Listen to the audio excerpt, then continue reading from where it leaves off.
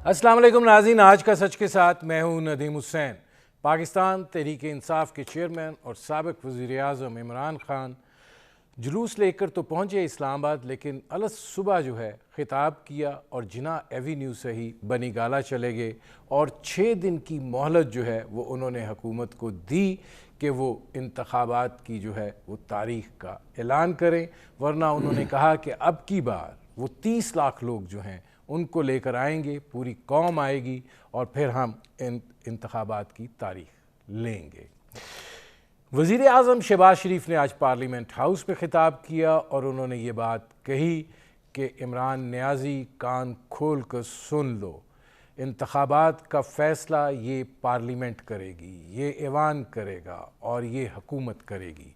हमें कोई डिक्टेशन देने की ज़रूरत नहीं है, ना हम डिक्टेशन लेंगे।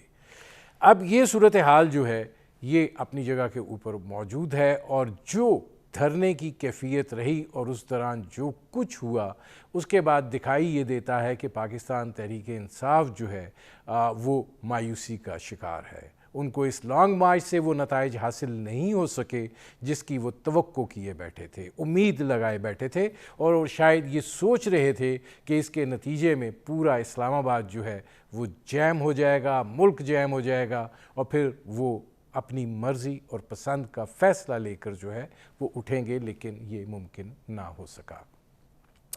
दूसरी जानिब IMF जो है उसके साथ मुज़ाकरात करके वज़ीर ख़ज़ाना मिफ्ताह इस्माइल वापस इस्लामाबाद पहुँचे और ज़ाहिर है ये मुज़ाकरात अभी जारी रहेंगे, लेकिन पेट्रोल की कीमतें बढ़ाई जाएं तो मामलात आगे बढ़ सकते हैं। ज़ाहिर है सब्सिडीज़ हैं, अगर आप सब्सिडीज़ हटाते हैं तो IMF से आपको सपोर्ट मिलेगी, अगर नहीं हटाते हैं तो आपके लिए मुश्किलात का सामना है। अब ऐसे में पाकिस्तान की मईशत जो है वो किस तरह आगे बढ़ सकती है, सियासी हालात क्या इस धरने के बाद अब तक़वियत की तरफ जाएंगे और उसके नतीजे में इक़्तिसादी फ़ैसले करने जो हैं वो आसान होंगे और उधर भी कोई इस्तेहकाम जो है वो आएगा। अदलिया का जो इस हवाले से किरदार रहा है और जिस तरीके से रात को इमरान खान साहब को आने की इजाज़त दी गई, फिर सुबह हुकूमत गई कि जी तौहीन अदालत की कार्रवाई की जाए और उसके ऊपर जो बात हुई, क्या ये मामलात जो हैं इन्होंने भी कुछ सवालात जो हैं उनको जन्म दिया है। ये वो सूरत हाल है जिस पर करेंगे बात। आपका अपने मेहमानों से तारुफ़ करवाते हैं। हमारे साथ मौजूद हैं सेनेटर निसार खोर साहब, पाकिस्तान पीपल्स पार्टी के सीनियर रहनुमा हैं। हमारे साथ मौजूद हैं सलमान शाह साहब, साबिक वज़ीर मुमलिकत बराए ख़ज़ाना रहे। हमारे साथ मौजूद हैं हामिद खान साहब, साबिक सदर रहे सुप्रीम कोर्ट बार के।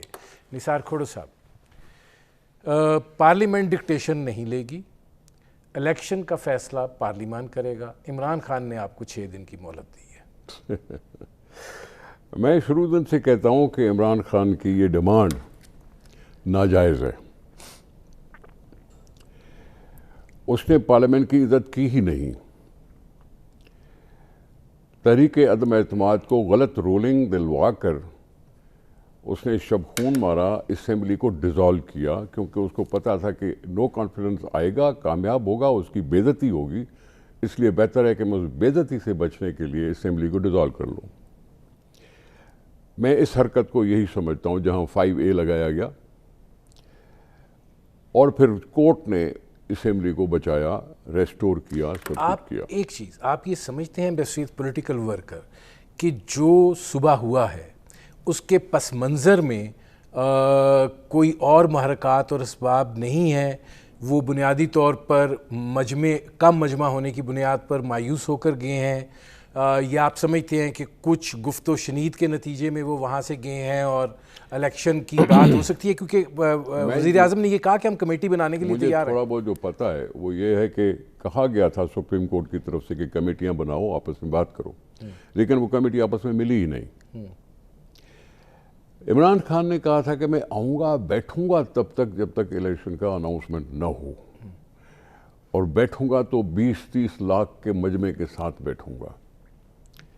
और ये रेजिलियंस था, ये दिखाना चाहते थे रेजिलियंस, और दिखाना चाहते थे कि मैं मुतालबा मनवा सकता हूँ अवाम के नंबर पर। عوام کی تعداد پر، عوام کے مجمع پر میں نمبر بتا سکتا ہوں کہ ٹھیک ہے حکومت نے اور کابینہ نے فیصلہ کیا کہ ہم جی لانگ مارچ، کیونکہ یہ خونی مارچ کا لفظ استعمال کر رہے تھے اور یہ کہہ رہے تھے کہ جی حکومت کے خلاف میری جنگ ہے. اب جنگ کا لفظ ہو، اسلحے کی فراہمی کہیں نہ کہیں سے ہو رہی ہو اور بھی یہ خونی مارچ کا لفظ آ جائے تو پھر میں سمجھتا ہوں حکومت نے فیصلہ کیا کہ جی لانگ مارچ کو نہ کرنے دیا جائے. اور یہ ہر جگہ روکا گیا رستے کو روکنے کے لیے جو تعداد ہونی چاہیے تھی وہ نہیں تھی، چاہے وہ لاہور ہو، چاہے کراچی ہو، کہیں اور ہو، کہیں اور ہو. وہ جو تعداد جس کے سامنے یہ ڈبے کوئی حیثیت نہیں رکھتے، وہ تعداد تھی نہیں. آپ کو یاد ہونا چاہیے 12 مئی کراچی چودھری افتخار کا ہم استقبال کرنے جا رہے تھے. اسی طرح سے کنٹینر تھے، اسی طرح سے سارے راستے روکے گئے تھے. ورکروں نے اپنے جمع غفیر کو دیکھ کر وہ کنٹینر ہٹائے تھے. یہ اور بات ہے کہ جی گولیاں چلی، یہ گولیاں چلی اور ہمارے 60 لوگ شہید ہو گئے.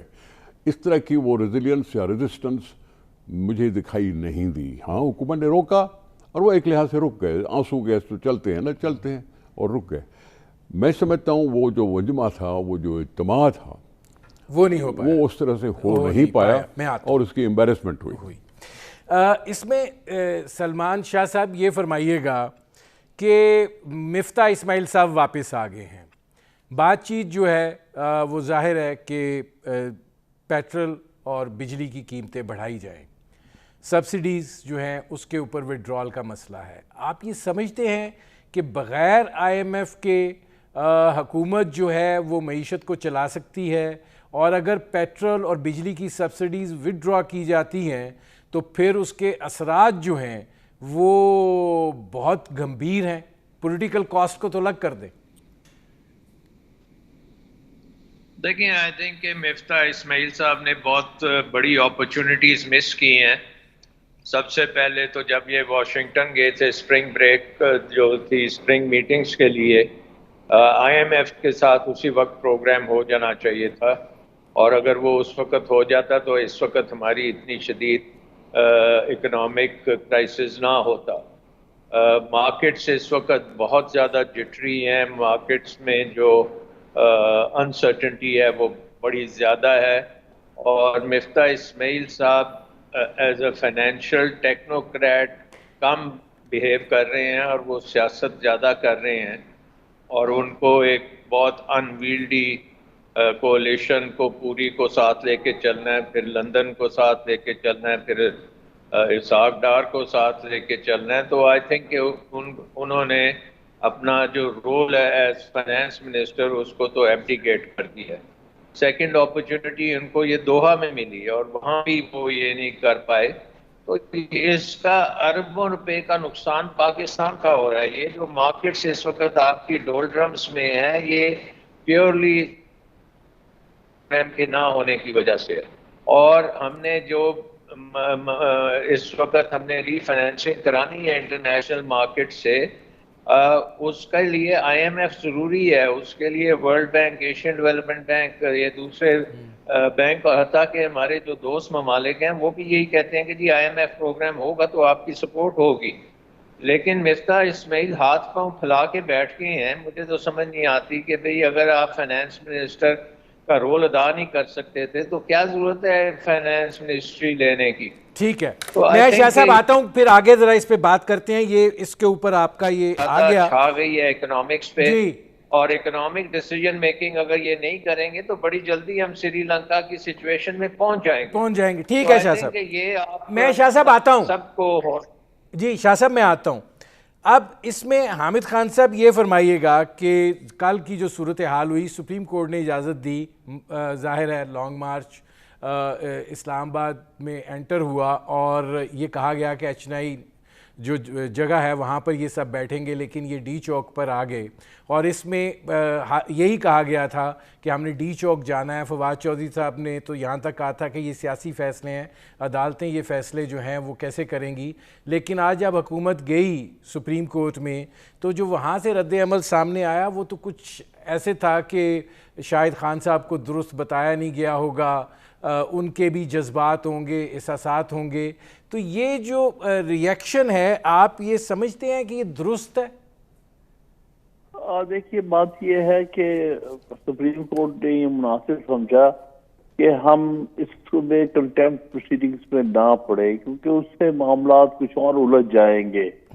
تو انہوں نے بڑا دل دکھاتے ہوئے اس معاملے کو نظر انداز کیا اور کنٹیمپٹ پروسیڈنگز نہیں کی.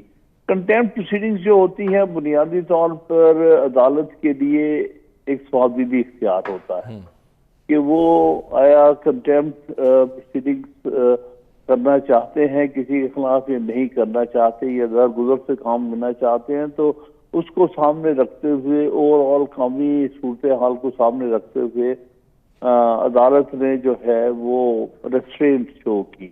آپ یہ سمجھتے ہیں کہ یہ جو توہین عدالت نہیں لگائی گئی یہ سپریم کورٹ کا شعوری فیصلہ تھا، اور اب جو وہ یہ بات کہہ رہے ہیں کہ ہم ایسا فیصلہ دیں گے جو مستقبل کے لیے مثال بنے، تو آپ کو کیا لگتا ہے اس میں کیا ہو سکتا ہے؟ دیکھیے نا، وہ فیصلہ دے سکتے ہیں آئندہ کے لیے کہ جو لانگ مارچز ہیں اور بالخصوص جو بھی پروٹیسٹ ہونے ہیں کیپٹل میں، کیا ان کے کچھ علاقے ایسے ہیں جو پروٹیسٹ سے باہر رکھے جا سکیں. یعنی بنیادی بات بتانے والی یہ ہے کہ کیا آئندہ سے جو ریڈ زون ہے اس میں کسی کو پروٹیسٹ کرنے کے لیے آنے کی اجازت ہونی چاہیے کہ نہیں ہونی چاہیے، یا کوئی علاقے مارک کیے جا سکتے ہیں جہاں سے حکومت چاہے تو پروٹیسٹرز کو باہر رکھ سکتی ہے. ٹھیک ہے ناظرین، ہماری گفتگو جاری ہے، وقت ہوا ایک مختصر سے کمرشل بریک کا، ملتے ہیں اس وقفے کے بعد.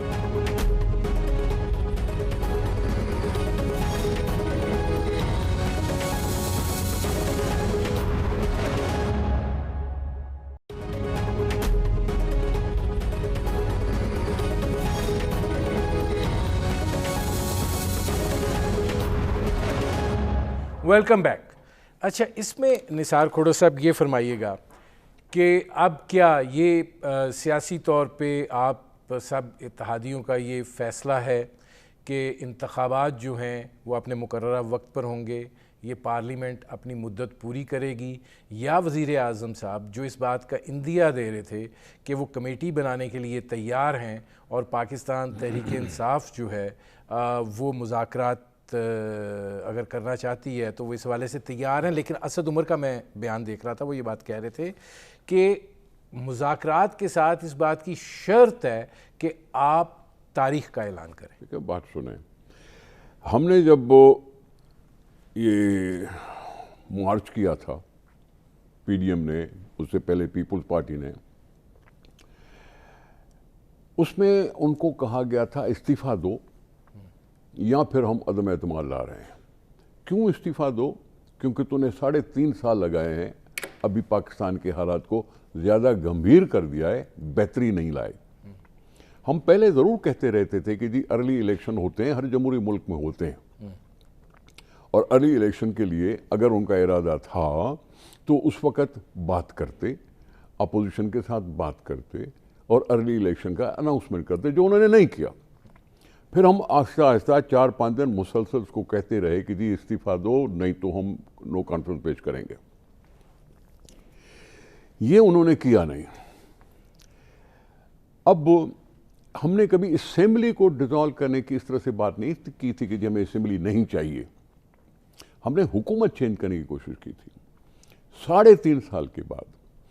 اب جو اگر یہ کہہ رہے ہیں کہ جی نئے الیکشن کا ڈیٹ دو، تو پھر تو ہمیں 3.5 سال بھولیں گے ہی نہیں. جس 3.5 سال میں انہوں نے جو کچھ کیا، جس نے معیشت کا تباہی کی، لوگوں کی تباہی کی، سب آپ کچھ. یہ نہیں سمجھتے کہ وہ ملبہ آپ کو وہ ٹوکرا اٹھانا آپ میرے اوپر ملبہ کیا ہے؟ کل بھی میرا ملک تھا، آج بھی میرا ملک ہے، پرسوں بھی میرا ملک ہوگا. ان کی ناکامیاں تو ہے نا، اگر آپ سے نہیں درست ہوتی. نہیں، چلو فرض کرو اگر الیکشن ہوتی ہے، فرض کرو الیکشن ہوتی ہے اور پی ایم ایل ایچ جیت جاتی ہے یا پیپلز پارٹی جیت جاتی ہے، تو یہ ملبہ نہیں اٹھانا پڑے گا.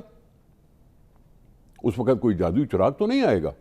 ملبہ تو ملبہ بنایا ہوا ہے 3.5-4 سال کا. اس کے حرکات، اس کے ثمرات تو ہم سب کو فیس کرنے پڑ رہے ہیں. فیس کرنے پڑیں، چاہے آئی ایم ایف کے تھرو ہوں یا اپنے ریسورس کے تھرو ہو، سبسڈی دیں یا نہ دیں، یہ فیصلے تو آج نہیں تو کل بھی کرنے پڑیں گے. اس لیے ہمیں کوشش کرنی چاہیے کہ اگر سال بھر میں کچھ نہ کچھ بہتری لائی جا سکے تو پھر ہم جا سکیں، عوام کے سامنے جا سکیں. کیونکہ کل الیکشن اگر ہو جاتی ہے اور فرض کرو تحریک انصاف نہیں جیتتی تو کیا ملبہ ختم ہو جائے گا؟ یہ جو تحریک انصاف کا الزام ہے، پھر میں سلمان شاہ صاحب کی طرف جاتا ہوں. آپ نے جو آج آئینی بل منظور کی ہیں، دیکھیے وہ جو کہتے تھے کہ ان کو این آر او چاہیے، آپ لوگوں نے جو نیب آرڈیننس پہ ترامیم کی ہیں اس کے وہ تو بالکل اس سے بہتر تھا آپ ادارے ہی ختم کر دیتے. صاحب ابھی نیب والا لا پتہ نہیں شاید پریزنٹ ہوا ہے یا نہیں ہوا، سوچ ضرور ہے. پہلے ہم کہتے آج ضرور بل منظور ہو گیا سر قومی اسمبلی میں. سر بات سنیں، بل منظور ہوا، اس کے خد و خال بھی دیکھ لیا جائے نا. یہ تو پہلے بھی ڈسکشن میں آیا تھا نیب پر یہ امینڈمنٹ. وہی 34 امینڈمنٹس ہیں جس پہ عمران خان کہتے تھے یہ این آر او ہے، یہ چاہتے یہی ہیں. میں جب ان کو کہتا ہوں آ کے بات کرو، یہ میرے سامنے یہ 34 اصلاحات لے کے آ تو جاتے. پھر کیا اسمبلی کے ممبران کی افادیت کو آپ ماننے سے انکار کر رہے ہو؟ اس میں تو مختلف پارٹیاں بیٹھی ہیں، اس میں تو پیپلز پارٹی بھی ہے، پی ایم ایل این بھی ہے، جے یو آئی بھی ہے، ایم کیو ایم بھی ہے، بی اے پی بھی ہے اور دوسری جماعتیں بھی ہیں. کیا آپ ان کی ساری عقل کی افادیت سے آپ انکار کر رہے ہو؟ یہ کوئی قومی اسمبلی نہیں ہے. اس میں تو اپوزیشن کے کچھ لوگ بھی بیٹھے ہوئے ہیں جو تحریک انصاف سے کبھی تعلق رکھتے تھے، ابھی بھی ہیں، وہ بھی بیٹھے تھے. ان سب کے سامنے اگر یہ بل پیش کیا گیا تو یا کیا قومی اسمبلیوں کی افادت نہیں رہتی؟ کیا جنرل مشرف کی صرف افادیت ہے؟ اس جنرل مشرف مطلب کی اس کا مطلب ہے کہ چاہے جنرل مشرف دے دے یا پارلیمنٹ خود سے این آر او دے دے، ٹھیک ہے، ایکسیپٹیبل ہے. I am sorry, N R O کا مطلب کچھ اور ہوتا ہے. این آر او کا پارلیمنٹ فیصلہ کرتی ہے. نیب کے ایکسیسز میں نہیں صرف کہہ رہا ہوں، سپریم کورٹ کہتی رہی ہے. سپریم کورٹ نے پتہ نہیں نیب پر کتنے آبزرویشنز دیے ہیں. آپ کیا ان سب کو بھول گئے ہیں آپ؟ اچھا، اب اس میں سلمان شاہ صاحب یہ فرمائیے گا کہ اب آپ کے پاس آپشن کیا ہیں؟ آپ سمجھتے ہیں کہ ٹھیک ہے سعودی عرب نے بھی آپ کو کمٹمنٹ دی ہے کہ رول اوور وہ کر دیں گے، ظاہر ہے باقی فائنینشیل انسٹیٹیوشنز کے پاس جانے کے لیے آپ کو آئی ایم ایف تو چاہیے، لیکن اگر آئی ایم ایف نہ ہو تو آپ یہ نہیں سمجھتے کہ ہمارے ملک میں اتنی جان ہے کہ ہم فیس کر سکتے ہیں چیزوں کو؟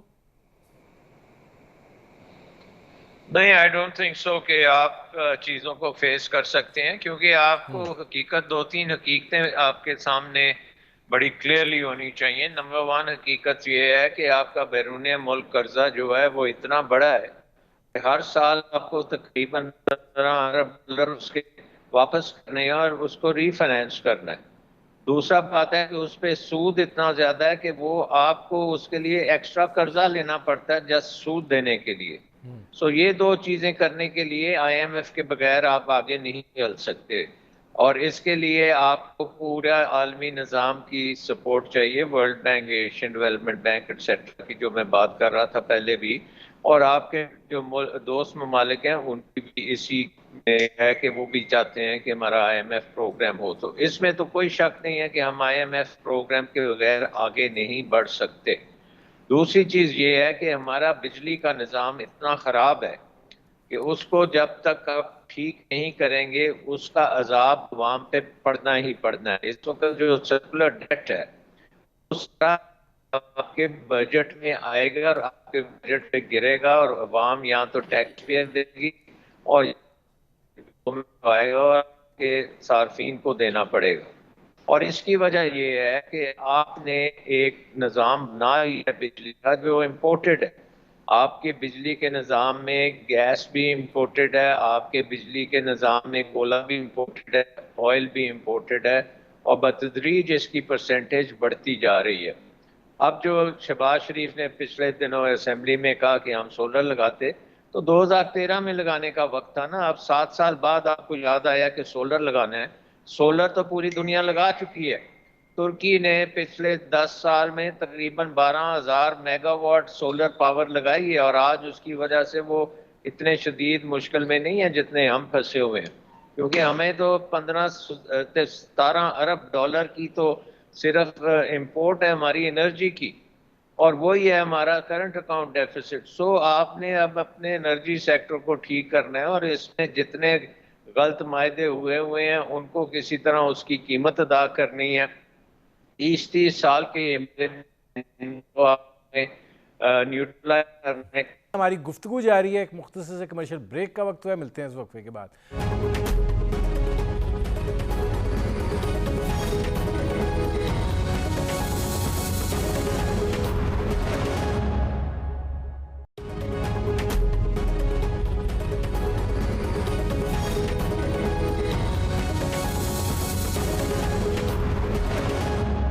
Welcome back.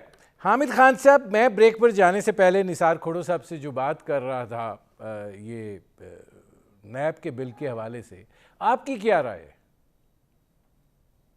دیکھیے، میں سمجھتا ہوں کہ اس کے اوپر بہت محتاط ہونا چاہیے کہ نیب کا قانون ایسا ہے جس کو بہت زیادہ مس یوز ہوا ہے، اور یہ جب سے یہ بنا ہے یہ قانون 99 سے اس کا سیاسی استعمال ہو رہا ہے اپنے سیاسی مخالفین کے خلاف. اس لیے جو بھی نیب کا قانونی ہے اس میں ترمیم کرتے ہیں اس کو یہ سمجھ کر کرنا چاہیے کہ اس کو آئندہ سے سیاسی استعمال میں نہ لایا جا سکے. حامد خان صاحب، آپ چونکہ قانون دان ہیں اور چیزوں کو سمجھتے ہیں، آپ یہ سمجھتے ہیں کہ عمران خان صاحب جو بات کر رہے تھے کہ یہ جو اصلاحات نیب قانون میں لا رہے ہیں یہ این آر او ہے، آپ سمجھتے ہیں کہ یہ این آر او ہے؟ دیکھیے، این آر او تو خیر ایک ٹرم بن گئی ہے، وہ اس وقت کی مخصوص حالات کی 2007 کے، جس کے تحت ایک ملٹری ڈکٹیٹر کے ساتھ کچھ سیاسی جماعتوں نے اپنے معاملات طے کیے تھے. کوئی اتنی قابل فخر چیز نہیں ہے. سیاسی ڈکٹیٹر کو وقت دینے کی اور اس کو جواب دینے کی ایک کوشش تھی جس کو سپریم کورٹ نے صحیح معنی میں اسٹرائک ڈاؤن کر دیا 2009-10 میں. اب جو کہنے کی بات ہے کہ جو بھی لیجسلیشن ہو وہ فیئر اینڈ اسکوائر ہو، سب کے سامنے ہو اور اس کے اوپر ڈسکشن ہونی چاہیے. یہ جو ٹرینڈ پہلے بھی تھا اور اب بھی ہے کہ جلدی جلدی قوانین کو گھسیٹا جائے بغیر ڈبیٹ کے، اور جو حکومت وقت کو جو چیزیں سوٹ کرتی ہے اس قانون میں لے آئی جائے. تو میں سمجھتا ہوں اس قانون کو بغیر مناسب ڈبیٹ کے اس کو پاس کرنا ٹھیک نہ ہو. اب اس میں نثار کھوڑو صاحب ایک اور چیز بھی ہے، ظاہر ہے انتخابات کے حوالے سے ہے، اوورسیز پاکستانیز کا جو مسئلہ ہے، ظاہر ہے اس کے اوپر بھی اب وہ قانون سازی کی طرف آپ جا رہے ہیں. کیا ارادہ کیا ہے؟ ای وی ایم تو چلیں آپ نے فارغ کر دیا. سر، میں سمجھتا ہوں اوورسیز پاکستانی کو بالکل اگنور نہیں کرنا چاہیے. میری ذاتی رائے، پارٹی کا فیصلہ اپنی جگہ پہ ہوتا ہے اور ہم پارٹی کے فیصلے کے ساتھ ہی جائیں گے، لیکن اگنور نہیں کرنا چاہیے. طریقہ کار وضع، ہم یہاں اس ملک میں بیٹھ کر free and fair and transparent election کی بات کرتے ہیں. ابھی تک قوم کو یہ سمجھ میں نہیں آیا کہ اوورسیز والے ووٹ کیسے کریں گے. ایک تو طریقہ ہے کہ وہاں سے پولنگ اسٹیشن بنے اور بائیو میٹرک ہو اور ووٹ ہو جائے. دوسرا طریقہ ایک اور بھی ہو سکتا ہے کہ اوورسیز کو ریپرزینٹ کرنے کے لیے ہم اگر ریزرو سیٹیں بڑھا دیں ان کے لیے، کیا وہ مناسب ہوگا یا نہیں؟ ریزرو سیٹس کا مطلب ہے کہ وہاں وہ الیکشنز ہو جائیں، ایک امریکہ سے ہو جائے، ایک انگلینڈ سے ہو جائے، ایک سعودی عرب سے ہو جائے، ایک یو اے ای سے ہو جائے، 7-8 سیٹیں اس طرح ایک یورپ سے ہو جائے. کچھ اس طرح سے ایک ٹیسٹنگ اینڈ ٹرائل کی بات ہے نا، یہ پہلی دفعہ ہو رہا ہوگا. اس سے براہ راست ووٹ اگر وہ دیتے ہیں بایا انٹرنیٹ، اس سے کیا خرابی ہے؟ سر، مجھے نہیں معلوم کہ انٹرنیٹ پر اور اس پر کیا محرکات یا کیا کوئی تکالیف ہیں یا نہیں ہیں. یہ مجھے صرف پتہ ہے کہ پاکستان انٹرنیٹ فرینڈلی کنٹری نہیں ہے. میں صرف اس کو اتنا جانتا ہوں.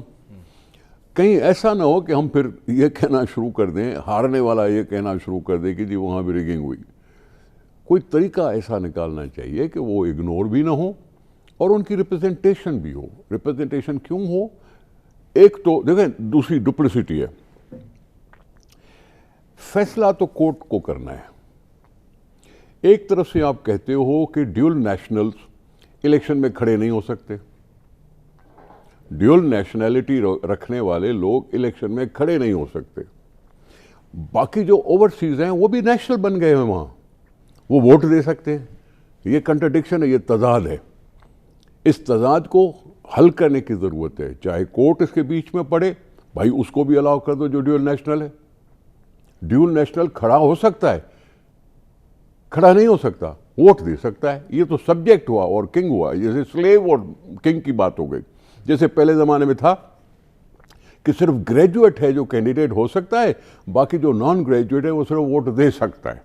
ये कंट्रडिक्शन है, जमहूरियत की कंट्रडिक्शन है। एक तरफ से एक कानून है कि जी खड़े ही नहीं हो सकते हो, ड्यूल नेशनल हो, डिस्क्वालीफाई हो जाते हो, दूसरी तरफ से अलाउ कर रहे हो कि जी वोट दे। ये तुक नहीं बनती, समझ में नहीं आती, समझ में नहीं आता। अच्छा, अब इसमें सलमान शाह साहब, आप जाहिर है जो बात कर रहे थे, लेकिन सवाल ये है कि अगर आप पेट्रोलियम प्राइसेस बढ़ाते हैं और आप बिजली की कीमत बढ़ाते हैं तो उसका असर जो है वो आपके अफराते ज़र पर पड़ता है। ऑलरेडी आप 16 मतलब लगता तो यह है कि 20% से भी तजावज़ कर गए हैं जो महंगाई की सूरत हाल है। तो इसका फिर नताइज क्या निकलेंगे? और अभी जो डॉलर 200 पर गया हुआ है उसका इम्पैक्ट भी आना बाकी है। तो ये तो हालात बहुत गंभीर हो जाएंगे। देखिए, हमें समझना चाहिए कि IMF प्रोग्राम के तकाजे हैं जो पूरे करने हैं, उसके बगैर आपका गुजारा नहीं है, वेदर हालात गंभीर होते हैं या नहीं होते। ऑलरेडी शहबाज शरीफ ने जो इंपोर्ट्स के ऊपर बैन लगाया है उसको IMF ने ऑब्जेक्ट किया है कि ये हमारे प्रोग्राम का हिस्सा नहीं है, आप बगैर सोचे समझे पॉलिसीज़ कर रहे हैं जिससे इकॉनमी को ज़्यादा नुकसान होगा। सो उनके प्रिस्क्रिप्शन के मुताबिक, फाइनेंशियल तकाज़ों के मुताबिक, इकोनॉमिक इश्यूज़ के मुताबिक आपको ये फैसले करने पड़ेंगे। इसके लिए पेन डेफिनेटली उठानी पड़ेगी और IMF ने भी इसको एडमिट किया कि ये मुश्किल चीज़ है और उन्होंने कहा है कि आप टारगेटेड सब्सिडी दे सकते हैं, यानी कि जो बहुत गरीब लोग हैं उनकी आप डायरेक्टली कैश सब्सिडी उनको दें। बेनज़ीर इनकम सपोर्ट प्रोग्राम या एहसास प्रोग्राम को आप एक्सपेंड कर सकते हैं जिसमें आप एक सब्सिडी उनको फ्यूल सब्सिडी दे सकते हैं, लेकिन आपको ओवरऑल ये IMF प्रोग्राम के मुताबिक चलना पड़ेगा। एक्सचेंज रेट जो है उसको मार्केट डिटरमिन करना पड़ेगा। ये नहीं हो सकता कि सागदार की तरह उसको नीचे रखें और अरबों डॉलर जो है वो कर्ज़ों में लेके उसको झोंक दें और आज हम उसी में फंसे हुए हैं कि हम उसको सर्विस नहीं कर सकते। मेरे पास थोड़ा टाइम रह गया, आप कुछ कहना चाह रहे हैं निसार खोड़ साहब? रिस्पॉन्सिबिलिटी जी, मैंने तो जाना है नहीं, मेरे पास थोड़ा टाइम रह गया। हामिद खान साहब, इस पे आपका ज़रा ये जो है ओवरसीज़ पाकिस्तानियों की वोटिंग, इस पे आपका क्या नुक्ता नज़र है? निसार खोड़ो साहब को आपने सुना है। जी, मेरा नुक्ता नजर यही है कि उनको राइट ऑफ वोट होना चाहिए। पाकिस्तानी हैं और उनको पाकिस्तान के मामला से बहुत दिलचस्पी है। और अब इसमें तरीकाकार जो ये कह रहे हैं निसार खोड़ो साहब, हाँ सही कह रहे हैं कि तरीकाकार जरूर ऐसा ढूंढना चाहिए जो कि फुल प्रूफ हो और बायोमेट्रिक्स ही मुनासिब तरीकाकार हो सकता है। जबकि हमारे यहाँ एक एडवांटेज है कि हमने नादरा से सबके अंगूठों को अपना रिकॉर्ड का हिस्सा बनाया हुआ और उसको मजीद बढ़ाते हुए अगर बायोमेट्रिक से कहीं से भी वोट डाला जा सकता है अपनी अपनी हल्के में, तो उसमें कोई हर्ज नहीं है अगर आप ओवरसीज पाकिस्तानी को अपने अपने हल्कों में वोट दे, क्योंकि जहां पर उनका वोट रजिस्टर्ड है वहां पर वोट देने की इजाज़त होनी चाहिए। मेरे प्रोग्राम का वक्त ख़त्म हो रहा है। बहुत शुक्रिया निसार खोड़ो साहब, बहुत शुक्रिया सलमान शाह साहब, बहुत शुक्रिया हामिद खान साहब। नाज़रीन, आपने हमारे पैनल के शुरका की गुफ्तगू सुनी। अब तक के लिए इतना ही, इजाज़त दीजिए। अल्लाह हाफ़िज़।